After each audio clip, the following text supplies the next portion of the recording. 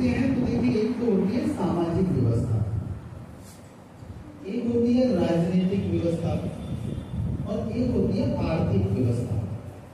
ठीक है, ये तीन व्यवस्था इतनी महत्वपूर्ण होती हैं कि इन तीन व्यवस्था के बिना हम किसी को भी व्यवस्थित तरीके से यानी सुचारू तरीके से नहीं चला सकते। अगर हमारे घर में सपोज कीजिए पैसा आना बंद हो जाए, क्या है पैसा? अर्थशास्त्र। यस, अगर हमारे घर में पैसा आना बंद हो जाए तो क्या हमारे घर की व्यवस्था व्यवस्थित रहेगी? अगर हमारे घर का जो प्रधान है या प्रधान है, जो भी मुखिया है, जिनके नेतृत्व में पूरा घर चलता है, अगर उनकी व्यवस्था उचित ना हो, अगर वो उनके इंस्ट्रक्शन उचित ना हो, अगर वो वहां पे इक्वलिटी का यानी समानता का और स्वतंत्रता का व्यवस्था ना हो, तो क्या घर बढ़िया से चलेगा? नहीं चलेगा। तो ये हो गई हमारी एक तरीके से राजनीतिक व्यवस्था। ठीक है, सामाजिक का मतलब है कि वहां जैसे मैंने कहा कि सभी अपने परिवार के मेंबरों को हम समान अधिकार दे दें, उनकी सलाह मशवरा के साथ अपने परिवार को चलाएं, तो वो एक तरीके से समाज का रूप ले लेती है। यस, तो हम बात करते हैं कि समाज का और देश की सबसे छोटी यूनिट क्या है। सबसे पहले हमें समझना पड़ेगा समाज की और देश की सबसे छोटी यूनिट क्या है, इकाई क्या है, बता सकते हैं? व्यवस्था अभी हमने घर की देखी, घर में तीनों व्यवस्था हमें दिखाई देती हैं, तीनों पार्ट दिखाई देते हैं व्यवस्था के। तो हमें किसी को भी एसएसटी को इतना मतलब बर्डन नहीं मानना पड़े, एंजॉय के साथ हम इसे पढ़ सकते हैं, समझ सकते हैं। ठीक है, ये हमारे सब आसपास का वातावरण होता है, आसपास का एनवायरनमेंट होता है। हमें लगता है कि ये याद नहीं हो रहा है, पेपर में कैसे लिखेंगे, ऐसा कुछ नहीं। ठीक है, तो छोटी यूनिट क्या है? परिवार किससे बनता है? व्यक्ति से। जब एक या एक से अधिक व्यक्ति इकट्ठा रहना शुरू करते हैं तो परिवार बन जाता है। ठीक है, इसी तरीके से जब दो या दो से अधिक परिवार मिलकर के एक लोकेलिटी में रहना शुरू करते हैं तो क्या बन जाता है? समाज बन जाता है। और जब बहुत से समाज मिलकर के किसी एक एरिया में किसी एक नेतृत्व के साथ किसी एक राजनीतिक तंत्र के साथ काम करना शुरू कर देते हैं तो क्या बन जाता है? देश बन जाता है। सिंपल। परिवार की सबसे छोटी यूनिट व्यक्ति, और व्यक्ति के बाद परिवार, परिवार के बाद समाज, और समाज के बाद देश। ठीक है, अब अगर मैं आपसे ये पूछूं कि देश का पहला नागरिक कौन है? Very good, yes.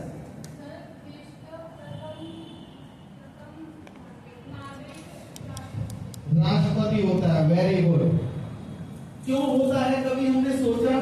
क्योंकि आजकल देखिए रटने वाली विद्या खत्म कर दिया है। एनईपी आ गया, एनईपी 2020, तो हम रटते नहीं, किसी चीज को अंडरस्टैंड करने की तरफ पढ़ते हैं, यानी अंडरस्टैंडिंग हमारी बढ़नी चाहिए, समझ बढ़नी चाहिए उस सब की तरफ। हमने पढ़ लिया किताब के अंदर कि राष्ट्रपति जो है देश का प्रथम नागरिक है, लेकिन क्यों है?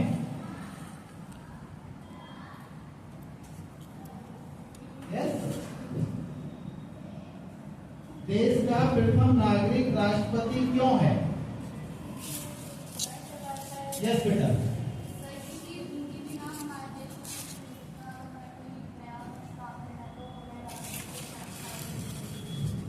Very good, very good. जैसे हमारे घर का नेतृत्व करने वाले हमारे पिताजी हो सकते हैं, हमारी माताजी हो सकती हैं। ठीक है, ठीक उसी प्रकार से हमारे देश के अंदर जो राष्ट्रपति हैं वो देश के प्रथम नागरिक कहलाते हैं, और जो भी आर्थिक, राजनीतिक और सामाजिक व्यवस्था को चलाने के लिए कोई नियम और नीति और कानून बनता है तो उनके ही सिग्नेचर से यानी उनकी ही अनुमति से बनता है। ओके, इस सब का प्रावधान कहां पर है?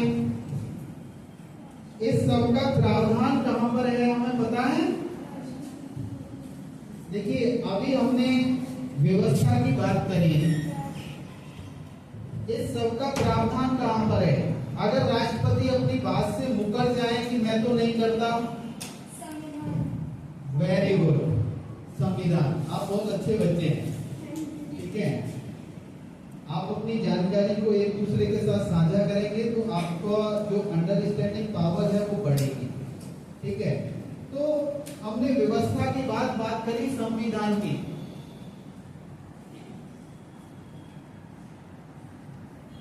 ठीक है, इस संविधान के अंदर वो सारे नियम और नीतियां हैं, वो कानून हैं जिससे हमारे देश को सही तरीके से, व्यवस्थित तरीके से चलाया जाता है। राष्ट्रपति को क्या करना है, प्रधानमंत्री को क्या करना है, मंत्री को क्या करना है, ये सारी व्यवस्था इस संविधान के अंतर्गत, ठीक है। जब राष्ट्रपति का चुनाव होता है, राष्ट्रपति का सिलेक्शन होता है और वो अपनी शपथ लेते हैं, यानी प्रतिज्ञा करते हैं, संकल्प लेते हैं, तो वो भी कहते हैं कि मैं संविधान के अनुकूल काम करूंगा, संविधान के नियम और नीतियों का पालन करूंगा, ठीक है। तो संविधान के बारे में आप क्या जानते हैं? कब बना था संविधान?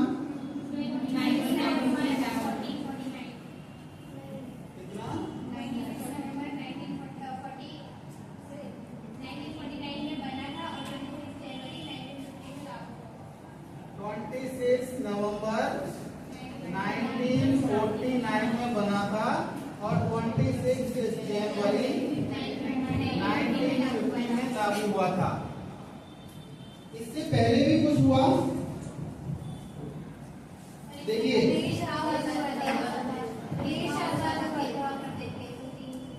Very good. चलिए थोड़ा सा और इतिहास जानेंगे हम इसका। संविधान बनने की प्रक्रिया बहुत पुरानी है, थोड़ा थोड़ा शॉर्ट में चलेंगे।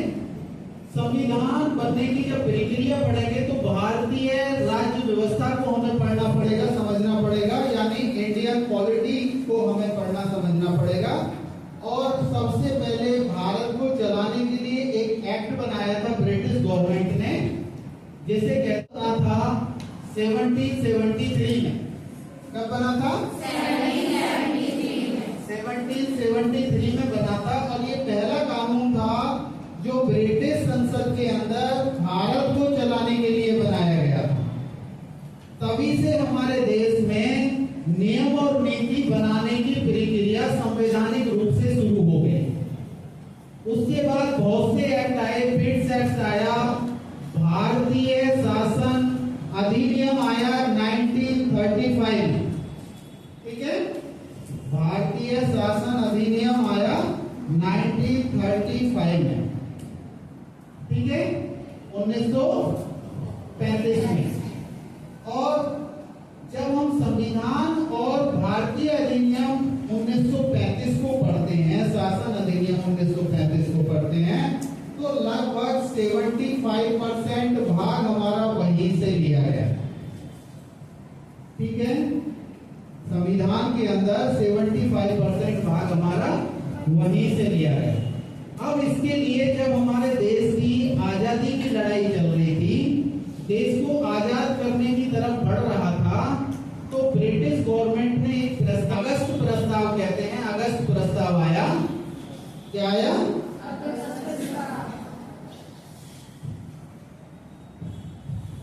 अगस्त प्रस्ताव आया 1940 में, 1940 में। और अगस्त प्रस्ताव में यही था कि ब्रिटिश के जो नियम और नीतियां थी उसके अनुसार देश को चलाया जाए।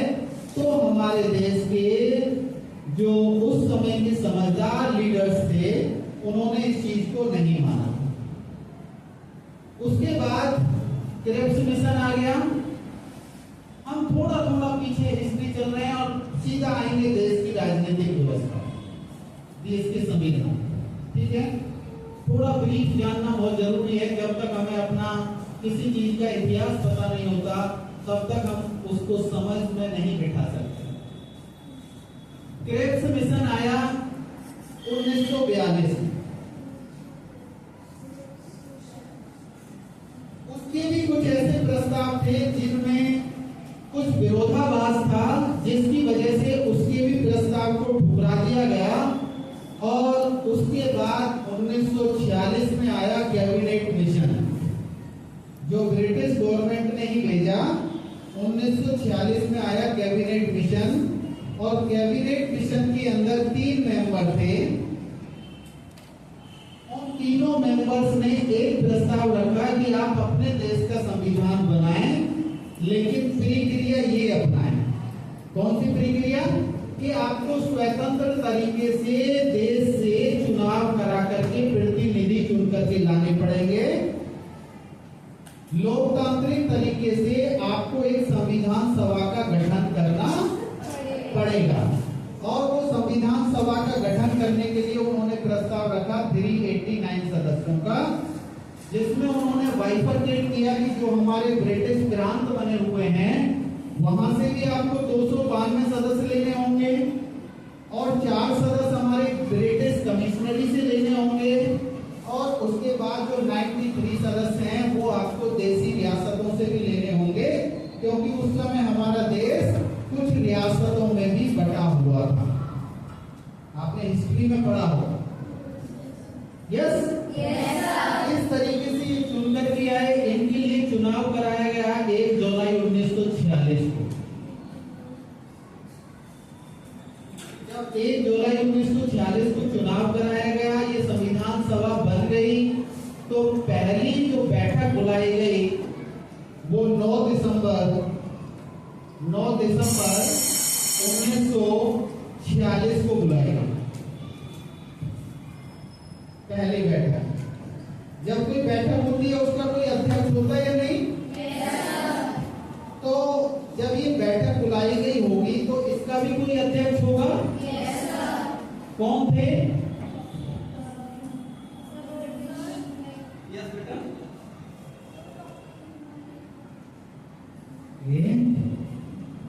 और कोई कुछ बताएगा?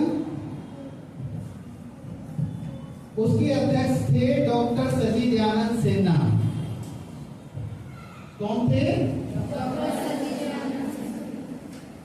लेकिन डॉक्टर सचिदानंद सिन्हा को उस समय यहाँ का जो अध्यक्ष बनाया गया था वो अस्थायी अध्यक्ष बनाया गया था, टेम्परेरी। उसके बाद 11 दिसंबर 1946 को पुणे बैठक बुलाई गई। इनको कहते हैं बेटा अधिवेशन। अगर संवैधानिक शब्दों में अगर हम बात करें, संविधान की भाषा में बात करें, तो इनको कहते हैं बैठक नहीं कहते, एक तरीके से अधिवेशन कहते हैं। ठीक है, बुलाया गया और उस समय डॉक्टर राजेंद्र प्रसाद जी को संविधान सभा का स्थायी अध्यक्ष चुन लिया गया। क्या चुन लिया गया? स्थायी अध्यक्ष चुन लिया गया डॉक्टर राजेंद्र प्रसाद जी। 13 दिसंबर 1946 को फिर तीसरा अधिवेशन यानी तीसरी बैठक बुलाई गई। हमारे घर में भी जब कोई काम होता है, कोई प्रस्ताव रखा जाता है, तो हम बैठ के चर्चा करते हैं ना। ठीक इसी तरीके से यहाँ भी वो चर्चा हो रही। जब तीसरी बैठक बुलाई गई तो वहां से कुछ छोटी छोटी समितियों का निर्माण किया गया। इस संविधान सभा में कुछ जिम्मेदारियां दी गई, जैसे आप लोग 3 रो में बैठे हुए ना, इसी तरीके से एक को अलग जिम्मेदारी दे दी जाए, दूसरे को अलग, तीसरे को अलग। ठीक इसी तरीके से वहां भी उनको कुछ टुकड़ों में बांटा गया और उसके छोटे छोटे टुकड़ों के एक एक अध्यक्ष बनाया गया और उनको रेस्पॉन्सिबिलिटी दी गई कि आपको ये काम करना है, आपको ये काम करना है। ठीक है, ये व्यवस्था की गई। उसी बीच हमारा देश 15 अगस्त 1947 को आजाद हुआ। खुशी होती है ना जब आजादी का सब सुनते हैं? Very good. तो 15 अगस्त 1947 को जब हमारा देश आजाद हुआ तो उससे पहले 14 अगस्त 1947 को पाकिस्तान आजाद हुआ। ठीक है? जब पाकिस्तान आजाद हुआ तो ये संविधान सभा कहां से बनी थी? जब हिंदुस्तान और पाकिस्तान एक था, यानी जब भारत और पाकिस्तान एक था, संविधान सभा का गठन जब हुआ था। और जब बाइफरकेशन हुआ, जब बटा, तो इसमें से कुछ सदस्य पाकिस्तान की बाउंड्री में चले गए, यानी उधर चले गए, तो इनकी संख्या हो गई कम। ठीक है? जब इनकी संख्या कम हो गई तो भारत में कितने बचे? 299। कितने बचे बेटा? 299। अब इन्होंने संविधान बनाने का काम किया, जो आपने बच्चे बात की थी कि डॉक्टर भीमराव अंबेडकर, तो उनको यहाँ पर 29 अगस्त 1947 को एक ड्राफ्टिंग कमेटी बनाई गई, यानी मसौदा समिति बनाई गई, और उस मसौदा समिति का अध्यक्ष नियुक्त किया गया, जिसका बहुत बड़ा काम था कि पूरे संविधान का ड्राफ्ट करना। उसमें 6 सदस्य और थे, लेकिन कहीं ना कहीं सभी की कहीं ना कहीं इस तरीके की व्यवस्था रही कि सबसे महत्वपूर्ण काम अध्यक्ष का आ गया, और उन्होंने रोल और रेस्पॉन्सिबिलिटी को समझते हुए इसका पूरा ड्राफ्ट किया। ओके, अब हम बात करते हैं थोड़ा सा संवैधानिक ड्राफ्ट पर। ड्राफ्ट जब हुआ तो हमारे संविधान में बेटा 22 भाग हैं। कितने भाग हैं? 22। हमारा संविधान जो है, जो मूल संविधान है, उसमें 22 भागों में बटा हुआ है, जिसके अंदर 395 अनुच्छेद हैं। ये क्वेश्चन आते हैं आपके, कितने अनुच्छेद हैं हमारे संविधान में, इस तरीके के क्वेश्चन आते हैं। ठीक है? 395 अनुच्छेद हैं, 395। ओके, और मूल संविधान के अंदर 8 अनुसूचियां थी। कितनी थी?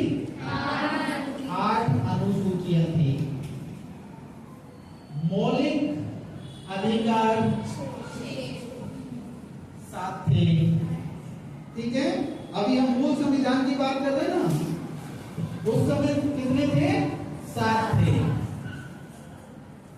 और उसके अंदर जब हम बात करते हैं तो एक डायरेक्टिव प्रिंसिपल्स भी थे, जिन्हें नीति निर्देशक तत्व कहते हैं। एक उसके अंदर महत्वपूर्ण चीज थी प्रस्तावना। प्रस्तावना। इन सब से मिलाकर के हमारा मूल संविधान तैयार हुआ। लेकिन आज की स्थिति देखें तो हमारा भारत का जो संविधान है वो लगभग 26 भागों में बढ़ चुका है, यानी 22 भागों की जगह कितने हो गए? 26। अनुच्छेद 395 की जगह कितने हो गए? 480।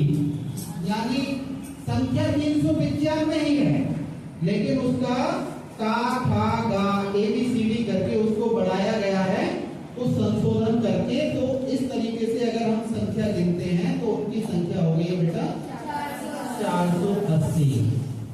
और जो अभी हमने मौलिक अधिकार की बात करी, उसकी संख्या 7 से घट के हो गई 6। और उसके साथ साथ भाग 4 का जोड़ करके मौलिक कर्तव्य भी जोड़ दिए हैं। क्या जोड़ दिए गए? मौलिक कर्तव्य, यानी फंडामेंटल ड्यूटीज भी बता दी गई कि देश के नागरिक को क्या करना है। ठीक है? ये हमारा आज के संविधान का ड्राफ्ट दिखाई देता है कि जो आज हमारे पास है, और इसके अंदर लगभग आज तक 105 संशोधन हो चुके हैं। अभी देखिए, इन सब पर अगर आप देखेंगे तो अगर हम पूरे संविधान पे बात करें तो पूरे दिन कम से कम बात करनी पड़ेगी।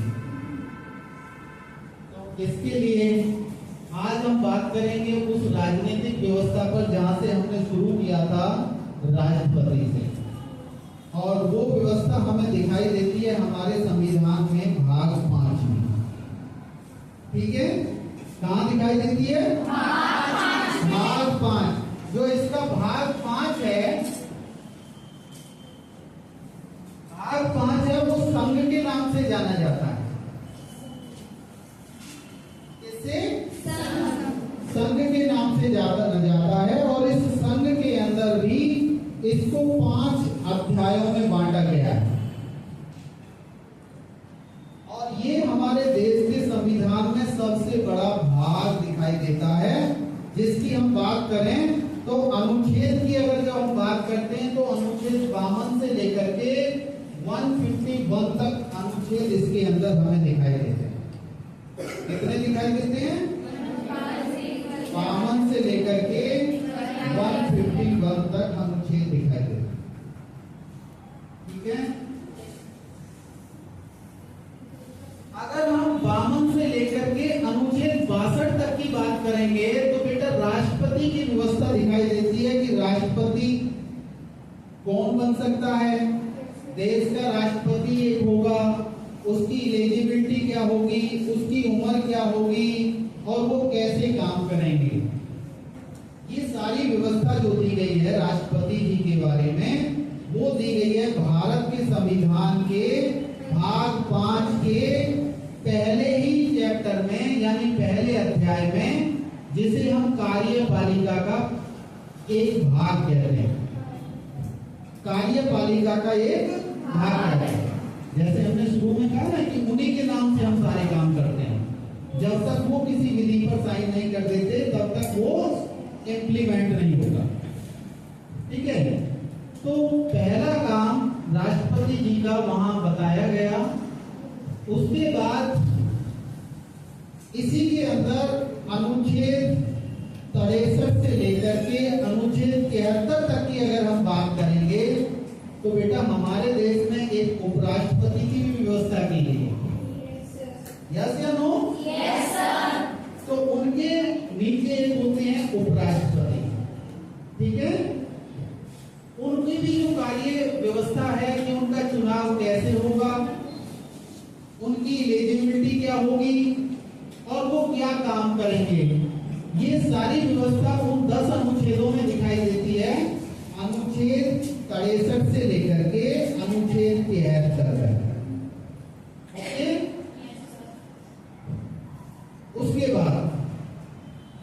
उसके बाद जब हम भारत सरकार की बात करते हैं, संघ की बात कर रहे थे, तो अनुच्छेद 74 और 75 के अंदर हमें दिखाई देता है मंत्री परिषद।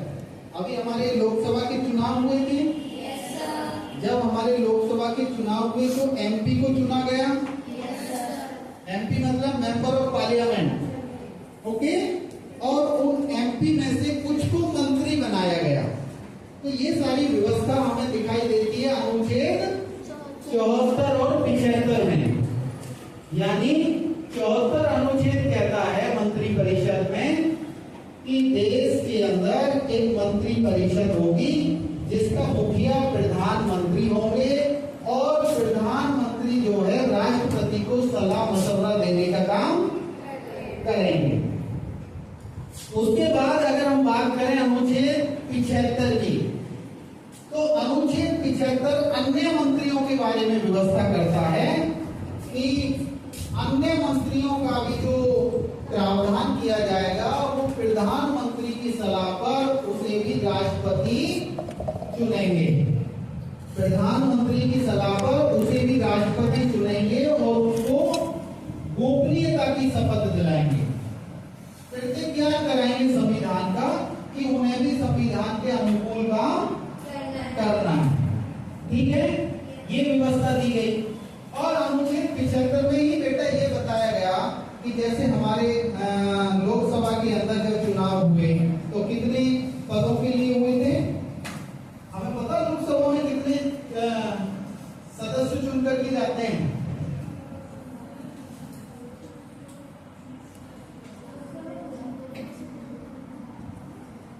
चलिए हम बात कर लेते हैं। 530 सदस्य तो बेटा वो होते हैं जो प्रदेशों से चुन करके आते हैं, प्रदेशों से चुन करके आते हैं, ठीक है। और 20 सदस्य वो होते हैं जो केंद्र शासित प्रदेशों से चुन करके आते हैं। दोनों में अंतर पता ना। और उसके बाद बेटा 2 सदस्य वो होते हैं जो मनोनीत किए जाते हैं, राष्ट्रपति के द्वारा जो कुछ विशेष कार्य कर रहे होते हैं देश में, मनोनीत किए जाते हैं। ये होते हैं, टोटल मिलाकर के हमारी संख्या हो जाती है 552, ठीक है।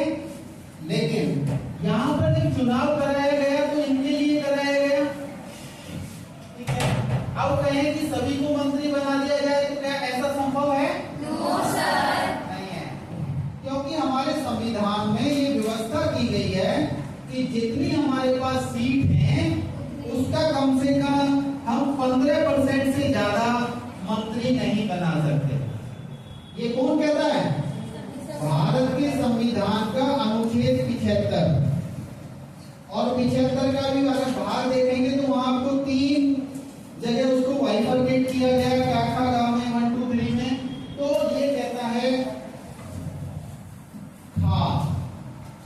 यानी बी जो पार्ट है वो कहता है कि उसके अंदर 15% से ज्यादा लोगों को मंत्री नहीं बनाया जा सकता। और इसी के अंदर व्यवस्था ये भी की गई है, क्या कोई सदस्य चुनकर के ना आया हो उसे भी मंत्री बनाया जा सकता है? नो सर, बनाया जा सकता है। देश का नागरिक हो, भारत का नागरिक हो और उसकी उम्र कम से कम 25 वर्ष हो, उसे हम लोकसभा का सदस्य बना सकते हैं। और ये व्यवस्था की गई है यहाँ पर 80 और यहाँ पर आ जाता है 81 में। याद करने का सिंपल तरीका है ना, सीधा हम अनुच्छेद भी याद कर सकते हैं, पूरा संविधान लर्न कर सकते हैं बड़े सिंपल तरीके से। संविधान बहुत बड़ा है। अगर हम विश्व स्तर की बात करें तो भारत का संविधान विश्व में सबसे बड़ा है, ठीक है। और अगर इसकी गुण की बात करें, विशेषताओं की बात करें, तो भी हम अगर बात करेंगे तो इसकी सारी विशेषताएं हमारे प्रेम्बल के अंदर दी गई हैं, यानी इसकी उद्देशिका में दी गई हैं। अगर हम इसको सही तरीके से इसकी उद्देशिका को भी समझ लें तो पूरा संविधान समझ में आ जाता है, ठीक है।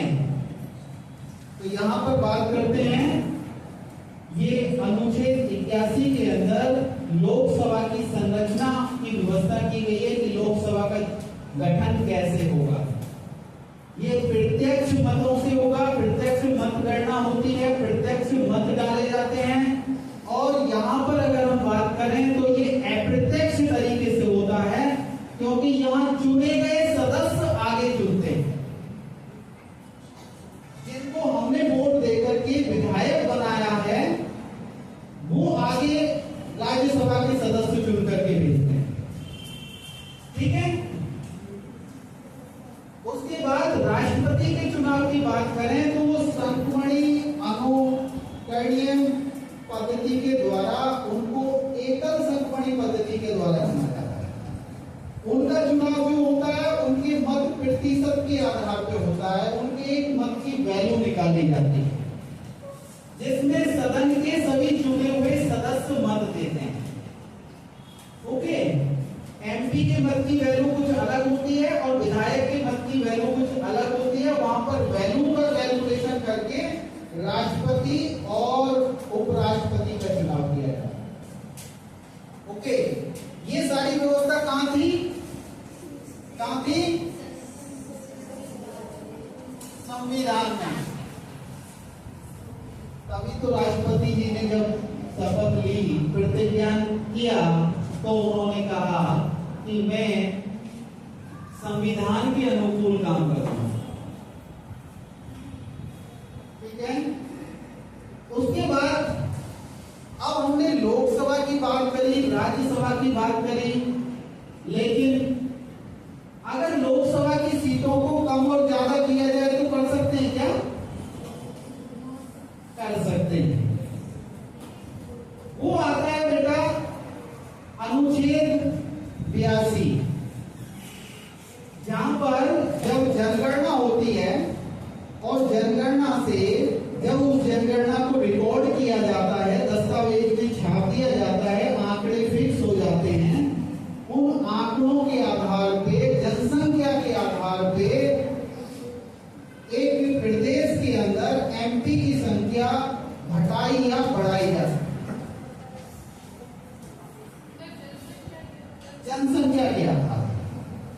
ठीक है, वो व्यवस्था कौन करता है? अनुच्छेद 82, 82। ठीक है, यहां हम पढ़ते हैं। इसके बाद ये बेटा हमने बात कर रहे थे एक तरीके से संसद की बात कर रहे थे, संसद का गठन कैसे होता है। अभी हमने चुनाव देखा ही काफी प्रत्यक्ष तरीके से। ठीक है, हम इसी तरीके से ये व्यवस्था जो देखते हैं, राजनीतिक व्यवस्था, आर्थिक व्यवस्था और सामाजिक व्यवस्था, वो हम संविधान के आधार पर देखते हैं।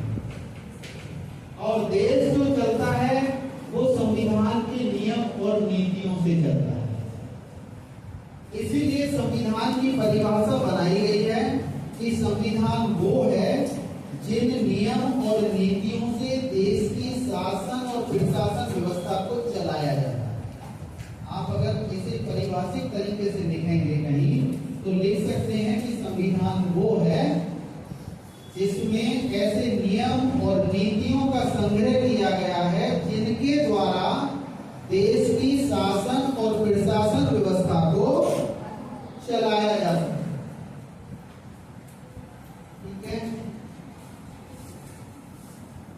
ये व्यवस्था हमें संविधान में देखने को मिलती है और आपकी हर किताब के अंदर मौलिक अधिकार देखने को मिलते हैं, मौलिक कर्तव्य देखने को मिलते हैं, उद्देशिका देखने को मिलती है। यस, तीनों चीज क्यों महत्वपूर्ण है, क्यों देखने को मिलती हैं, ये हमारे देश की एक तरीके से विशेषता है। आज अगर हम बात करें तो मौलिक कर्तव्यों की संख्या 11 है, 11 है,